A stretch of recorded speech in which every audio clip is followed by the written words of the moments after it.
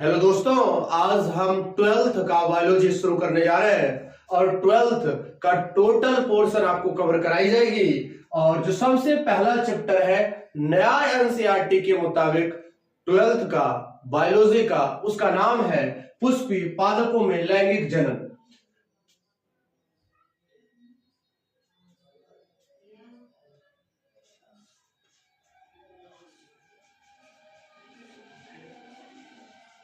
Twelfth biology का जो first अध्याय है न्यू एनसीईआरटी का, उस पर हम डिस्कशन करेंगे आज। न्यू एनसीईआरटी का फर्स्ट चैप्टर जो है उसका नाम है पुष्पी पादपों में लैंगिक जनन। क्या नाम है? पुष्पी पादपों में लैंगिक जनन।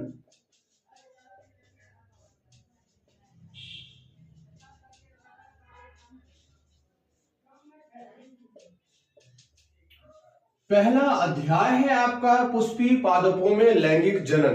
Reproduction, sexual reproduction in flowering plant.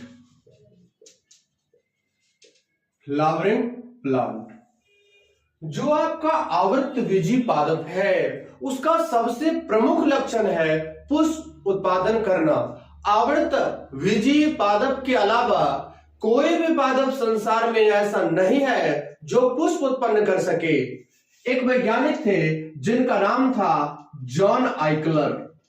John आइकलर ने समस्त पादप जगत को, जो आपका पादप जगत था, समस्त पादप जगत को, होल प्लांट किंगडम को 5 भागों में डिवाइड किया।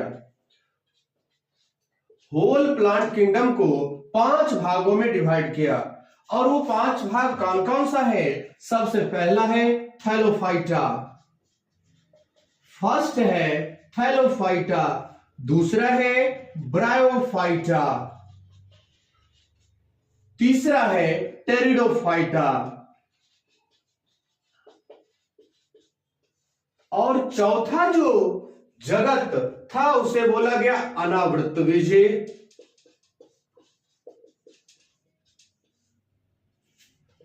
और 5वां आवृतबीजी।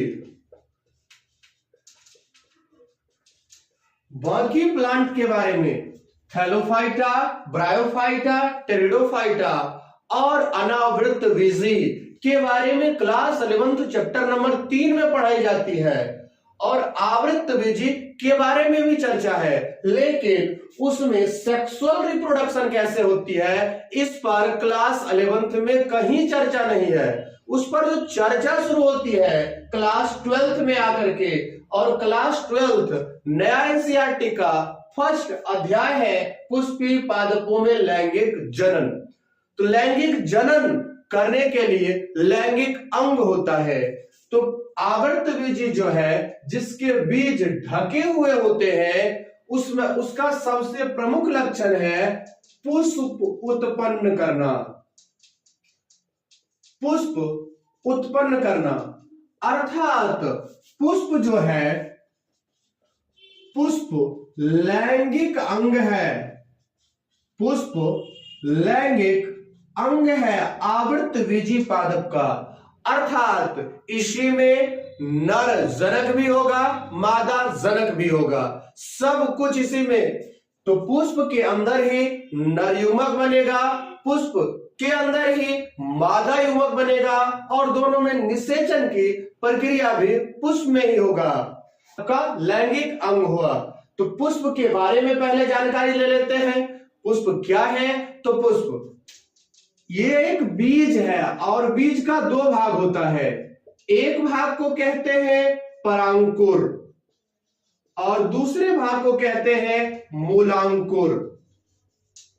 बीज के एक भाग को कहा जाता है परांकुर और दूसरे भाग को बोला जाता है मूलांकुर। देवियों और सज्जनों, आपको बता दें परांकुर जो है आगे चलकर प्ररोह तंत्र बनाता है, शूट सिस्टम का निर्माण करता है, जबकि जो मूलांकुर है ये आगे चलकर मूल तंत्र अर्थात जड़ तंत्र को बनाता है। कहोगे सर पुष्प क्या है? पुष्प देखिएगा तो ये पत्ती के साथ ही लगता है, अर्थात पुष्प जो है ये रूपांतरित प्ररोह तंत्र है। आपसे कोई पूछ सकता है बताइए पुष्प क्या है, तो modified shoot system, flower is a modified shoot system. पुष्प एक रूपांतरित प्ररोह तंत्र है। यहां तक क्लियर हो गया होगा। ये रूपांतरित हो रखा है। अब सवाल उठता है कि सर किसका रूपांतरित रूप है? तो पुष्प जो है ये पत्ती से रूपांतरित, पत्ती ही रूपांतरित हो करके पुष्प बनाता है, पत्ती ही रूपांतरित होकर के पुष्प का निर्माण करता है। आशा करते हैं यहां तक आपको क्लियर हो गया हो। अब चर्चा करेंगे, क्योंकि चैप्टर है पुष्पी पादपों में लैंगिक जनन। लैंगिक जनन कैसे होगा, नर युग्मक कैसे बनेगा, मादा युग्मक कैसे बनेगा, इस पर तो डिस्कशन होगी ही। लेकिन अगर आपको लैंगिक जनन पढ़ना है तो सबसे पहले लैंगिक संरचना जाननी होगी। नर जनन अंग कौन है, मादा जनन अंग कौन है, तो ये सारा चीज जानकारी मिलेगी जब आप पुष्प के संरचना के बारे में अध्ययन करते हैं। तो पहले अब हम पुष्प संरचना बनाएंगे, फिर समझाएंगे कि पुष्प के अंदर कौन कौन सा भाग होता है, पुष्प कैसी संरचना है। तो पुष्प रूपांतरित प्ररोह तंत्र है। तो सबसे पहले चित्र बनाते हैं, फिर आगे डिस्कशन शुरू करते हैं। स्ट्रक्चर ऑफ फ्लावर, पुष्प की संरचना पर चर्चा करते हैं। पहले प्रारूपिक पुष्प बनाते हैं, पुष्प होता कैसा है।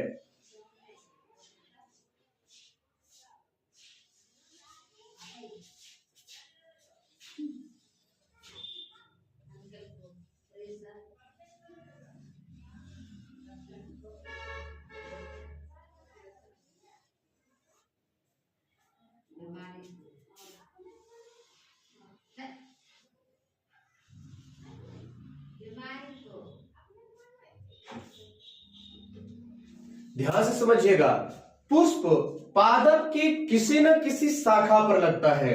जिस शाखा पर लगता है उसे बोलते हैं हम पुष्पीय शाखा।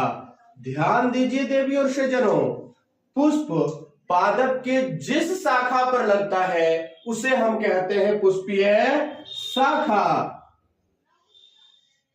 उसके बाद यहां पर एक लंबी डंठल नुमा संरचना, और चूंकि इसी पर पुष्प का सभी भाग जुड़ा होता है और बायोलॉजी में डंठल को वृंत कहते हैं, इसीलिए इसे हम बोलते हैं पुष्प वृंत। यह है आपका पुष्प वृंत। ये जो देख रहे हैं फूली हुई संरचना, ये फूली हुई संरचना पुष्पासन कहलाती है। ये फूली हुई संरचना पुष्पासन कहलाती है। अगर आप पुष्प को ऑब्जर्व कीजिएगा, नॉर्मली गुलाब का फूल देखिएगा तो आपको सबसे पहले हरा वाला भाग ऑब्जर्व होगा। जब हरा वाला भाग को देखते हैं तो वो हरा वाला भाग को कहते हैं बाह्य दल। हरा वाला भाग को बाह्य दल कहा जाता है, इसे बोलते हैं सेपल। बाह्य दल जब समूह में होता है, आप पुष्प को ऑब्जर्व कीजिएगा तो बाह्य दल अकेला नहीं होता है, वो समूह में होता है। जब बाह्य दल समूह में होता है तो उसे हम कहते हैं बाह्य दल पुंज। जब समूह में होता है तो उसे बोला जाता है बाह्य दल पुंज। इसे बोलते हैं कैलिक्स। बाह्य दल पुंज को कैलिक्स बोला जाता है। उसी के बाद आप उसमें जिस चीज को देख करके आप आकर्षित होकर के पुष्प के तरफ जाते हैं, पुष्प को तोड़ते हैं, उसका रंग बिरंगा पंखुड़ी, उसे पंखुड़ी ने उसे दल बोलते हैं। इससे पेटल कहा जाता है। जब दल समूह में होता है तो उसे दल पुंज कहते हैं, अर्थात कोरोला कहते हैं। तो पुष्प के अभी तक क्या क्या बताया मैंने? पुष्पीय शाखा, दूसरा पुष्प वृंत, तीसरा पुष्पासन, चौथा बाह्य दल, जब ये समूह में होगा तो उसे बाह्य दल पुंज कहते हैं। दल जब ये समूह में होता है तो उसे दल पुंज कहते हैं। आगे ये जो लंबा तंतुनुमा संरचना दिख रहा है, तंतुनुमा संरचना, ये सबसे ऊपर है, इसे बोलते हैं परागकोश। थैलीनुमा संरचना है, इसे कहा जाता है परागकोश। और ये तंतुनुमा संरचना जो दिख रहा होगा बाबू, इसे कहते हैं पूतंतु। जो तंतुनुमा संरचना दिखता है उसे कहा जाता है पूतंतु। और ये पूतंतु और परागकोश यहां पर जुड़ रहा है, जहां पर जुड़ता है कौन? परागकोश और पूतंतु, उसे कहते हैं योजी या कनेक्टिव। और जब तीनों को जोड़ देते हैं, परागकोश, योजी और पूतंतु को, तब जाकर के इसे सम्मिलित रूप से कहते हैं पुंकेसर। कहोगे सर पुंकेसर अकेला होता है या समूह में? ये भी समूह में हो सकता है। पुंकेसर को अंग्रेजी में अस्टामेन कहते हैं। और जब पुंकेसर बाबू समूह में होता है तो हम उसे कहते हैं पुमंग, एंड्रोसियम। जब पुंकेसर समूह में होता है तो उसे कहते हैं पुमंग, एंड्रोसियम कहा जाता है। ये आपका अब आखिरी जो संरचना है इसे बोलते हैं वर्तिकाग्र, अस्टिग्मा। इसके जस्ट ये नलीनुमा संरचना है, इसे कहते हैं हम वर्तिका। नलीनुमा संरचना को बाबू कहते हैं वर्तिका। और देवी और सज्जनों, ये जो नीचे फूली हुई संरचना है इसे कहा जाता है अंडाशय। जो फूली हुई संरचना है उसे अंडाशय, अस्टिग्मा, अस्टाइल, ओवरी, अस्टिग्मा, अस्टाइल, ओवरी, तीनों को जब मिलाते हो और समूह बनाते हो तब कहलाता है स्त्रीकेसर या अंडक। तब कहते हैं स्त्रीकेसर या अंडक। कार्पेल कहा जाता है इसे। कहोगे ये भी समूह में हो सकता है? हाँ जी, ये भी समूह में हो सकता है। जब स्त्रीकेसर या अंडक समूह में होता है तब हम उसे कहते हैं जायांग, गाइनोसियम कहा जाता है। इसे बाबू हम कहते हैं गाइनोसियम। तो अर्थात पुष्प के कितने भाग हुए? मूलतः 4 भाग हुए। अर्थात पुष्प के 4 चक्र होते हैं। कौन कौन सा? सबसे पहला बाह्य दलपुंज, बाह्य दलपुंज प्लस दलपुंज, बाह्य दलपुंज और दलपुंज को मिला करके पुष्प के 4 चक्र। कौन कौन सा? बाह्य दलपुंज, दलपुंज, पुमंग और जायांग। दलपुंज और दलपुंज के पुमंग को मिला करके जो हम कहते हैं उसे कहते हैं सहायक चक्र। इसे एसेसरी होल कहा जाता है। सवाल उठता है सर इसे एसेसरी होल क्यों कहते हैं, इसे सहायक चक्र क्यों कहते हैं? तो सहायक चक्र कहने का पहला कारण कौन सा? ये निषेचन में सहायता करता है, ये भाग नहीं लेता है। जो भाग ले रहा है वो आवश्यक होगा, जो सहायता करेगा वो सहायक चक्र होगा। जबकि जायांग और पुमंग, जायांग और पुमंग को मिला करके हम कहते हैं नेसेसरी होल, आवश्यक चक्र। अर्थात जायांग और पुमंग आवश्यक चक्र। पुष्प में 4 चक्र, बाह्य दलपुंज, दलपुंज, जायांग, पुमंग। बाह्य दलपुंज और दलपुंज को मिलाकर के सहायक चक्र कहते हैं, जबकि पुमंग और जायांग को मिलाकर के कौन सा आवश्यक चक्र कहते हैं, क्योंकि पुमंग में निर्माण होता है आपका नर युग्मक का और जायांग में निर्माण होता है मादा युग्मक का। चूंकि यह पार्टिसिपेट करता है लैंगिक में, इसीलिए इसे आवश्यक चक्र कहते हैं। इसके अंदर एक और संरचना होती है जिसे हम बोलते हैं बीजांड, जिसे हम बाबू कहते हैं बीजांड, इसे बोलते हैं बीजांड। इसके अंदर एक और संरचना है जिस संरचना को कहा जाता है बीजांड। आशा करते हैं ये मेनली आपको समझ आया होगा। अब इसके बाद हम एक एक करके और डिटेल बताते हैं, चर्चा करें। अगर गौर से देखिएगा, ये कौन कौन सा, ये तो पुष्पासन है। ये क्या है बाबू? पुष्पासन। पुष्पासन के बाद यहां है जायांग। क्या है? जायांग। अगर बाह्य दल, दल और पुंकेसर अगर इसके आधार पर स्थित है, कहां? जायांग के आधार पर स्थित है। कहां बाबू? जायांग के आधार पर स्थित है। तो जब जायांग के आधार पर होता है तो उसे बोलते हैं जायांगधर पुष्प। जायांगधर कब? जब बाह्य दल, दल और पुंकेसर तीनों जायांग के आधार पर होता है, उसे बोलते हैं जायांगधर पुष्प। जबकि अगर यही अंडाशय के शीर्ष पर होगा, यही तीन जब अंडाशय के शीर्ष पर होगा, उसे बोलते हैं जायांगोपरिक। जायांगोपरिक पुष्प। पहला जायांगधर किसे कहेंगे? तो जायांगधर कहते हैं बाबू जब पुष्प के तीन बाह्य दल, दल और पुंकेसर आधार पर होगा जायांगधर। जब ऊपर शीर्ष पर होगा उसे जायांगोपरिक।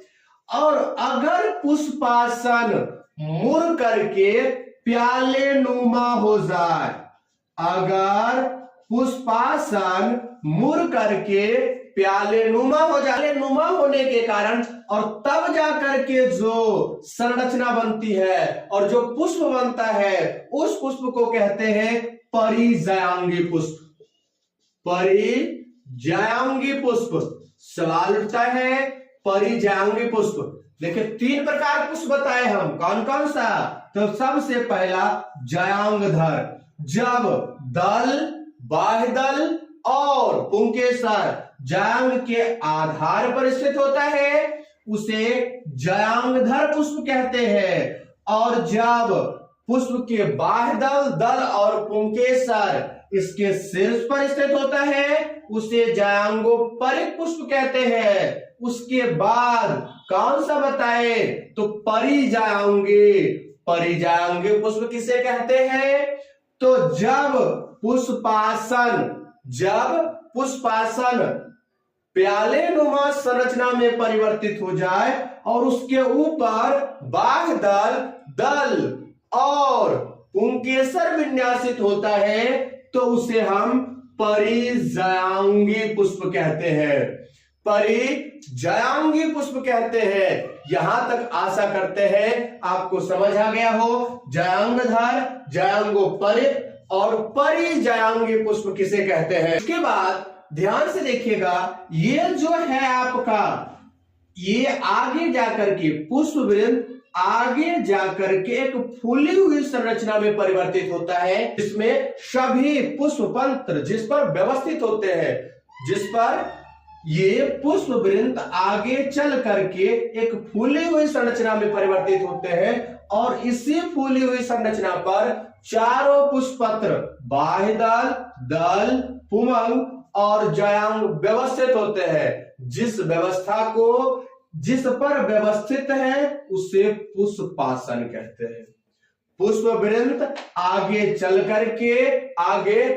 करके एक फूली हुई संरचना में परिवर्तित होते हैं, जिस पर अन्य पुष्प व्यवस्थित होते हैं, पुष्पासन कहलाता है। पुष्पासन कहलाता है। पुष्पासन पर पर्व भी होता है, पर्व संधि भी होती है, पर्व भी होता है और पर्व संधि भी होता है। मैंने क्या बताया? पुष्पासन पर बाबू पर्व भी होता है और पर्व संधि भी उपस्थित होते हैं। पुष्पासन के बाद जो चक्र आता है उसे कहते हैं हम बाह्य दल। बाह्य दल सामान्यतः पुष्प को कलिका अवस्था में सुरक्षा देता है। यह हरे रंगों का होता है और कलिका अवस्था में पुष्प के अन्य पुष्प पत्रों को सुरक्षा देने का काम करता है। अर्थात पुष्प को सुरक्षा कौन देता है? बाह्य दल। कौन देता है? बाह्य दल। लेकिन हमेशा हरे रंग का नहीं होता है। ये जो आपका बाह्य दल है, बाह्य दल कभी कभी रंगीन हो जाता है और जब रंगीन होता है तब उसे कहते हैं दलाव। जब बाह्य दल रंगीन हो जाता है बाबू याद रखिएगा, उसे कहते हैं दलाव। दलाव का कार्य क्या है? परागन के लिए कीटों को अपनी ओर आकर्षित करना। परागन के लिए कीटों को अपनी ओर आकर्षित करवाने का कार्य दलाव करता है। जब ये रंगीन हो गया, बाह्य दल जब रंगीन होता है तब कीटों को अपनी ओर आकर्षित करता है परागन संपन्न करवाने के लिए, और तब इसे बोलते हैं दलाव। क्या कहा जाता है बाबू? दलाव। ध्यान से समझिए। जब नॉर्मली देखिए पुष्प खिला, खिलते ही गिर गया बाह्य दल, खिलते ही गिर गया बाह्य दल। जब बाबू खिलते ही बाह्य दल गिर जाती है तो उसे बोलते हैं आशुपाती। जब किसी पुष्प के खिलते ही बाह्य दल गिर जाते हैं झड़कर, उसे बोलते हैं आशुपाती। और जब खिला और कुछ समय के बाद बाह्य दल गिरा तो उसे बोलते हैं पर्णपाती। जब पुष्प खिला और उसी समय बाह्य दल गिर गया उसे आशुपाती, कुछ समय बाद गिरा तो उसे पर्णपाती कहते हैं। कुछ ऐसा पादप है जिसमें कभी गिरता ही नहीं है, लगातार लगे हुए रह जाता है, जैसे बैगन। इसमें देखिएगा कि लगातार लगा हुआ बाह्य दल रह जाता है।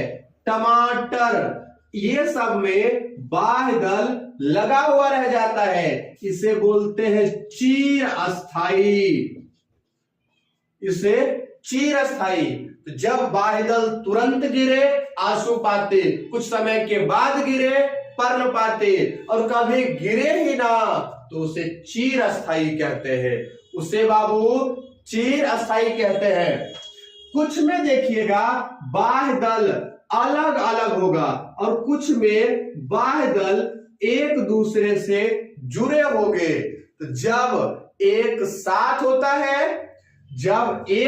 होता है इसे बोलते हैं संयुक्त बाह्य दल। इसे संयुक्त बाह्य दल कहा जाता है। जब अलग अलग होता है तो उसे पृथक बाह्य दल कहते हैं। जब एक साथ जुड़ा हुआ है तो उसे संयुक्त बोलते हैं, और जब अलग अलग है तो उसे पृथक कहते हैं। ये था आपका बाबू बाह्य दल। बाह्य दल के बारे में मैंने क्या बताया? सामान्यतः हरा रंग का होता है, पुष्प को कलिकावस्था में सुरक्षा प्रदान करता है। जब ये कभी कभी रंगीन हो जाता है तो इसे दलाव कहते हैं। अगर वो तुरंत गिर जाए उसे आशुपाती, कुछ समय बाद गिरे पर्णपाती, सदा लगा रह जाए चिरस्थायी। अब बाह्य दल के बाद जो आता है वो आपका है दल। बाह्य दल के बाद दल के बारे में चर्चा करते हैं। दल सामान्यतः रंगीन होता है, सामान्यतः रंगीन या चटकीले या भड़कीले रंग का होता है। जब दल समूह में होता है तो दल पुंज कहते हैं, समूह को दल पुंज कहा जाता है। और इसके भड़कीले रंग पर कीट अपनी ओर आकर्षित होते हैं और कीट को अपनी ओर आकर्षित करते हैं। कौन आकर्षित करता है? दल। और दल कभी कभी हरा रंग का हो जाता है।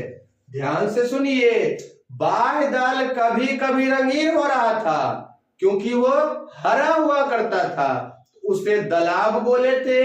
और दल कभी कभी हरा हो जाता है क्योंकि ये सामान्यतः रंगीन होता है।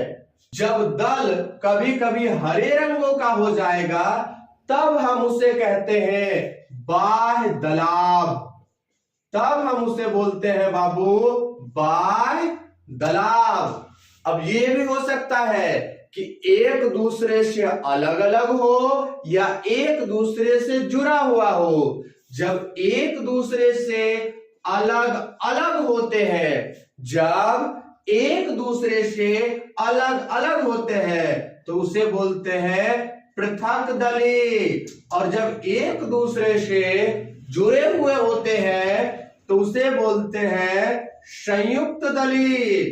जब अलग अलग है तो पृथक दली, और जब एक साथ जुड़े हुए हैं तो उसे बोलते हैं बाबू संयुक्त दली। उसे कहते हैं संयुक्त दली कहा जाता है। ये भी उसी प्रकार, अगर पुष्प खिला, पुष्प खिलने के बाद तुरंत गिरा तो तुरंत को कहते हैं आशुपाती। पुष्प खिला और खिलने के बाद तुरंत दल गिर जाए तो उसे आशुपाती, कुछ समय के बाद दल गिरे तो पर्णपाती, और सदा लगा रह जाए तो उसे चिरस्थायी कहेंगे। इसे भी 3 भागों में बांट देते हैं। जो तुरंत गिरे आशुपाती, कुछ समय के बाद गिरे पर्णपाती, और सदा लगा हुआ रह जाए तो उसे हम चिरस्थायी कहते हैं। अगर आप यहां तक पढ़े हैं तो बाह्य दल और दल, लेकिन वो चीज नहीं लिखी, हम समझा देते हैं। एक होता है परिदल। सवाल उठता है कि परिदल क्या है सर? परिदल तो इसमें कुछ ऐसा पुष्प मिलेगा जिसमें आप बाह्य दल और दल को अलग अलग नहीं कर पाइएगा। ऐसा पुष्प जिसमें बाह्य दल और दल को अलग अलग नहीं किया जा सके उसे कहते हैं परिदल। परिदल किसे कहेंगे बाबू? वैसा जिसके बाह्य दल और दल को अलग अलग नहीं किया जा सके उसे, जिसका बाह्य दल और दल को अलग अलग नहीं किया जा सके उसे परिदल कहते हैं। परिदल के समूह को, परिदल के समूह को परिदल पुंज कहते हैं। परिदल के समूह को परिदल पुंज कहते हैं, याद रखिए। और जब परिदल रंगीन होता है तो उसे दलाव, जब ये रंगीन होता है तो उसे दलाव, और जब ये हरे रंगों का होता है तो बाह्य दलाव कहते हैं। जब ये रंगीन है तो दलाव, और जब हरे रंगों का होगा तो उसे बाह्य दलाव कहते हैं। उसे क्या कहते हैं? बाह्य दलाव कहते हैं। ये था आपका परिदल। परिदल क्या है?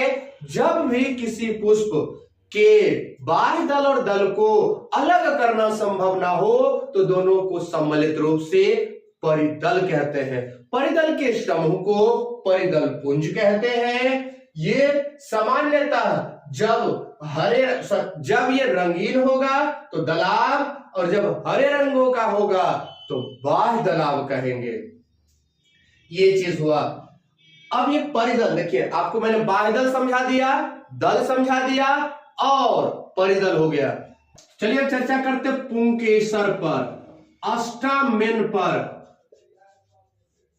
ये पुष्प का नर जननांग है, ये पुष्प का बाबू नर जननांग है। ये पुष्प का क्या है? नर जननांग है। और इसके समूह को पुमंग कहते हैं। किसके समूह को? तो पुंकेसर के समूह को पुमंग कहा जाता है। पुंकेसर के समूह को क्या कहते हैं बाबू रे? पुमंग कहते हैं। चलिए इसके 3 भाग हैं। कौन कौन सा? ऊपर वाले थैलीनुमा संरचना को परागकोश कहते हैं। ऊपर वाले थैलीनुमा संरचना को परागकोश कहते हैं।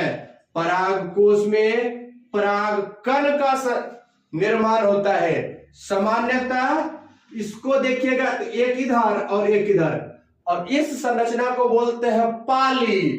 तो एक पाली, 2 पाली। सामान्यतः पुंकेसर द्विपालित संरचना होती है।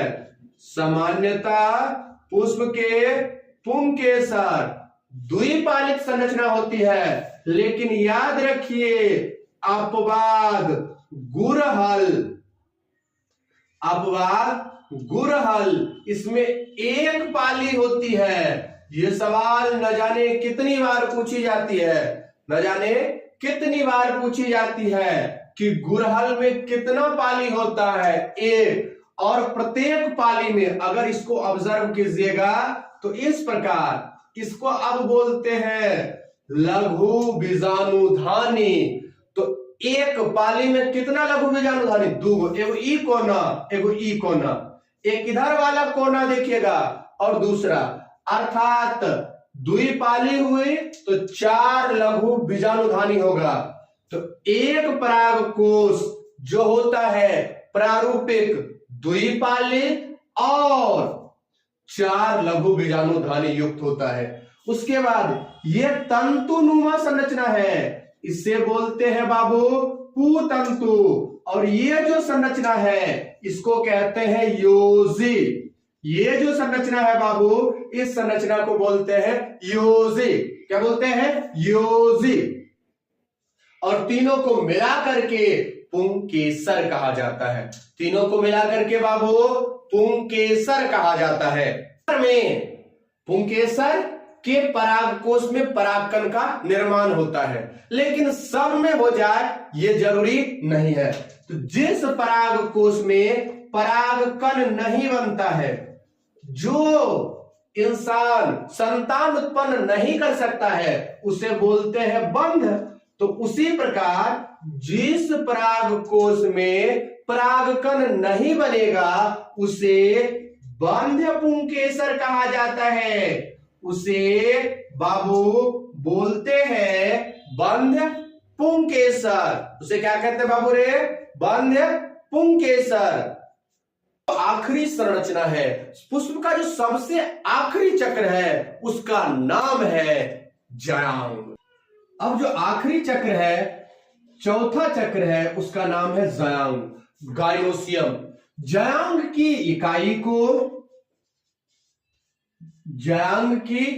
इकाई को हम बोलते हैं स्त्रीकेसर या अंडक। स्त्रीकेसर या अंडक। स्त्रीकेसर या अंडक ये मादा जननांग है। ये पुष्प का मादा जननांग है। तो बाबू पुष्प का मादा जननांग कौन हो गया?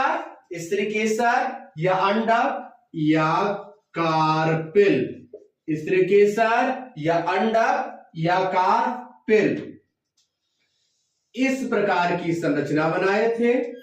ये जो ऊपर की संरचना है, ऊपर की संरचना और नीचे फूली हुई संरचना है, ये जो नीचे फूली हुई संरचना है इसे कहते हैं अंडाशय, ओवरी।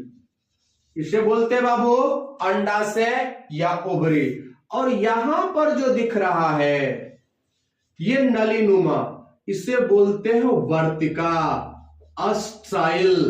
इसे क्या बोलते हैं? अस्टाइल। देखिए अस्टाइल से वो वाला स्टाइल नहीं, ओल्ड स्टाइल से टिपोर वाला नहीं काम चलेगा, अस्टाइल। कहते हैं अभी समय में देखिए, सकल भले रहे चनाचूर, सकल भले रहे चनाचूर, लेकिन लोग मिलेगा आपको स्टाइल में चोर। टेंशन मत लीजिए। ये देखिए वर्तिका, नीचे वाला फूली हुई संरचना अंडाशय, बीच वाला नलीनुमा संरचना को वर्तिका, और सबसे ऊपर वाले चूंकि वर्तिका के आगे है इसलिए इसे कहते हैं वर्तिकाग्र। वर्तिका के आगे है इसलिए इसे क्या बोलते हैं बाबू? वर्तिकाग्र। और तीनों को मिलाते हैं तो स्त्रीकेसर या अंडक, स्त्रीकेसर या अंडक। जब किसी पुष्प में एक अंडक होता है उपस्थित उसे बोलते हैं एक अंडपी पुष्प। क्या बोलते हैं? एक अंडपी पुष्प। और जब किसी पुष्प में एक से अधिक अंडक उपस्थित होता है तो उसे कहा जाता है बहुअंडपी पुष्प। जब एक से अधिक अंडक उपस्थित होता है तो उसे हम बोलते हैं बहुअंडपी पुष्प। और जब एक अंडक उपस्थित होता है तो उसे हम बाबू कहते हैं एक अंडपी पुष्प। आशा करते हैं यहां तक क्लियर हो गया हो। जब एक होगा तो एक अंडपी और एक से अधिक होगा तो बहुअंडपी। अब ध्यान से देखिए, ये अंडाशय है और सब जब अलग अलग होगा, जितना एक से ज्यादा है और सभी अंडाशय अलग अलग है उसे बोलते हैं पृथक अंडपी पुष्प, एपोकार्पस। एपोकार्पस।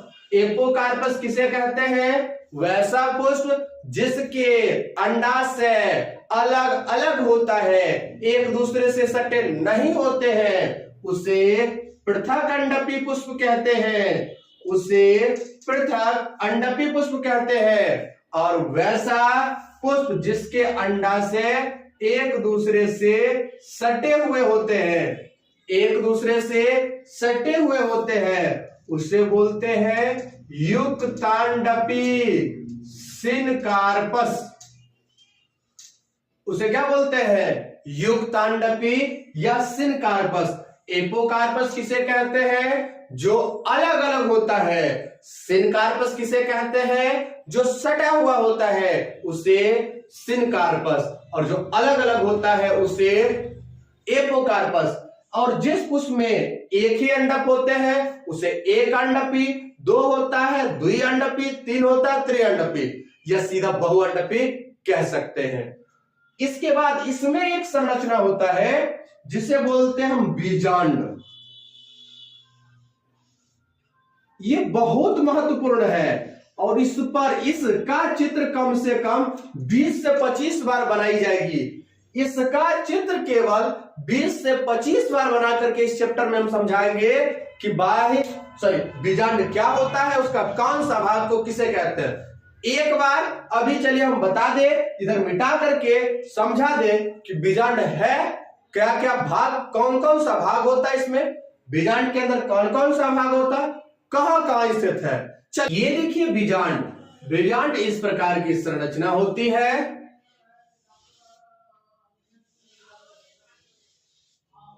ये यहां देखिए बीजांड इस भाग जुड़ रहा है। बीजांड और अंडाशय जहां पर जुड़ता है इसे बोलते हैं अपरा या प्लेसेंटा। अपरा या प्लेसेंटा।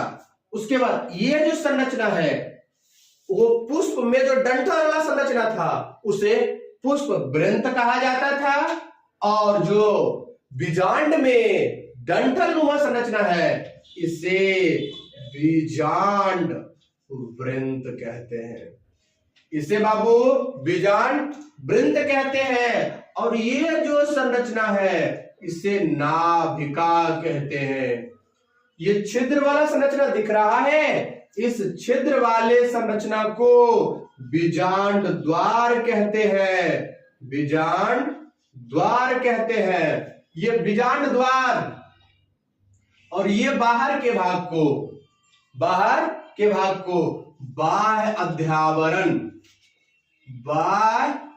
अध्यावरण कहते हैं। अंदर के भाग को आंतरिक अध्यावरण कहते हैं। और नहीं है जहां पर अध्यावरण नहीं है, जहां पर अध्यावरण उसे कहते हैं निभाग। नहीं है जिस भाग में अध्यावरण उसे कहते हैं के अंदर एक खोखली संरचना होता है जिसे भ्रूणकोश कहते हैं। भ्रूणकोश में 3 कोशिका विभाग के तरफ होती है। इस 3 कोशिका को प्रतिमुखी कोशिका या प्रतिव्यासांत कोशिका कहते हैं। इस 3 कोशिका को प्रतिमुखी कोशिका या प्रतिव्यासांत कोशिका कहते हैं। उसके बाद 3 कोशिका बीजांड द्वार के तरफ होता है, जिस 3 कोशिका में बड़ी कोशिका को अंड कोशिका